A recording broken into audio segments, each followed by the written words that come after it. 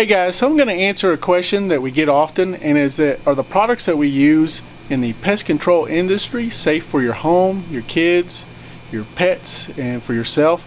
And the quick answer is yes, they're actually very safe. The amount of active ingredient in most of these products that we use, and we have to follow the laws on the label.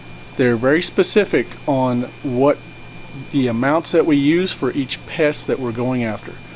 They are extremely safe when they're handled and mixed correctly and applied correctly. That's why you use a licensed technician and a licensed company to do this. All we're trying to do is apply just enough to take out the pests that we're going after.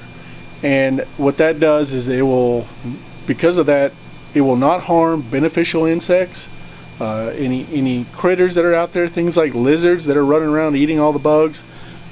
It will not harm them. It will not harm your pets and your children running around. And there's a reason why we're very specific on what we use, when we use it, and how much we use.